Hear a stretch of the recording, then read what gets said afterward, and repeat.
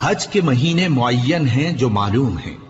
تو جو شخص ان مہینوں میں حج کی نیت کر لے تو حج کے دنوں میں نہ عورتوں سے اختلاط کرے، نہ کوئی برا کام کرے اور نہ کسی سے جھگڑے، اور جو نیک کام تم کرو گے وہ اللہ کو معلوم ہو جائے گا۔ اور زاد راہ یعنی رستے کا خرچ ساتھ لے جاؤ، کیونکہ بہترین زاد راہ پرہیزگاری ہے۔ اور اے اہل عقل، مجھی سے ڈرتے رہو، اس کا تمہیں کچھ گناہ نہیں کہ حج کے دنوں میں بذریعہ تجارت اپنے پروردگار سے روزی طلب کرو۔